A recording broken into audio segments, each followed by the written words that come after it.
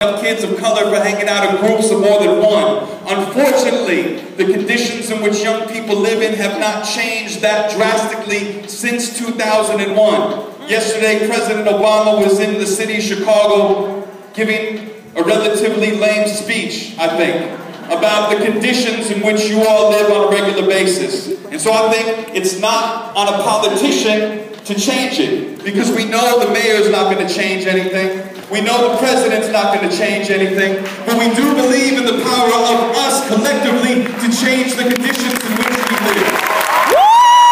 And that's the purpose, the reason why we gather here today. We are, of course, at a poetry festival. The slam was started in the 80s by a gentleman named Mark Smith. If you have heard of Mark Smith, make some noise. Chicago, a relatively young man at the time, started the Poetry Slam to bring people together across boundaries, across genre, into spaces so we can have a larger audience for all of our collective stories.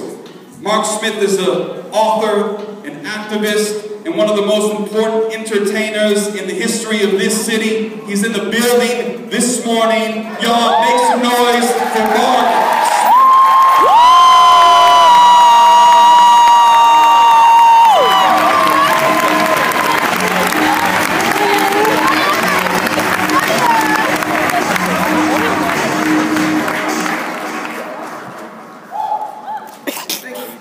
Relatively young means I was old then at that time too. My name is Mark Smith.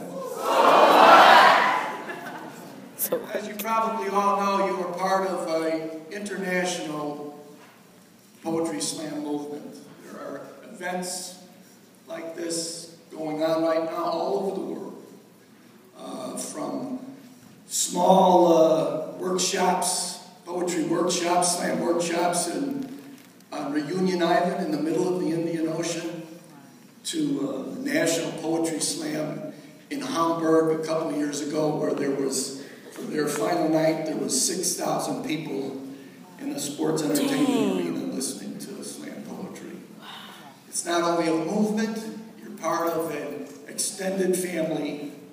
We've all done this from the grassroots to this day. It's people to people, place to place. It's not motivated by any commercial industry. It's not marketed by any big organization. It's all just people to people. And I'm very proud of that. That was an original intention. A couple things I want to say. It kind of gets lost. Even poetry slamming, the American National Slam Movement, in their propaganda, has it wrong. Slam poetry is not competitive poetry. Slam poetry is performance poetry. What I did back when it started in 1984, when nobody dared perform, I performed and other people followed us. So the proper definition, I don't have much time for it. The proper definition of, and please remember this, of slam poetry is the remarriage of the art of performing with the art of writing poetry, putting the two together. What you're trying to get at is the best performance of the best text. And that comes to my second point. Back at the beginning of the slam, the early years, all of us were writers first. None of us really knew what it was to be a performer. We figured it out on the spot. In fact, I remember the moment Patricia, tremendous writer, writing for the Sun-Times at that time, and performing well on the stage, but always had the paper. I remember one time at the show, I said to her, hey Patricia, we're going to do a round robin. A round robin was when people just popped up out of the audience, and you're sitting there, and then all of a sudden the person next to you is up doing a poem, like, oh! And I told Patricia to go over by the jukebox at the Greenville, and I said, do the jukebox poem by the jukebox. And she said, I don't know, I don't have it memorized. I said, Pat, you've done it 100 times, you got to do it. And I could see on her face how it just opened things up. It's one thing to be reading that paper, and then all of a sudden she knew what performance was about, because it was a freedom that expanded her ability to express what she had written. And that's the next point I'd like to make, is that over the years, we've got to be pretty good performers, real good performers. You guys, every one of you, are 1,000 times better than any of us were at the beginning. You're on the shoulders of everything that we've learned about this. And but once you get to be, and this applies to both writing and performing, once you get to be real slick at what you do, at the craft of what you do, there is a tendency to become dishonest. Because you want that audience, you want to do what you want to do so the audience loves you. We see politicians do it. We see performers do it. We see all kinds of people in the communication business really good at throwing their stuff out there, and we believe them, and they're not telling us the truth. So because you are the cream of the crop, you are the young cream of the crop, the young artists, you've discovered a passion the passion that's just going to drive you on. There's a responsibility as an artist. Art is sacred.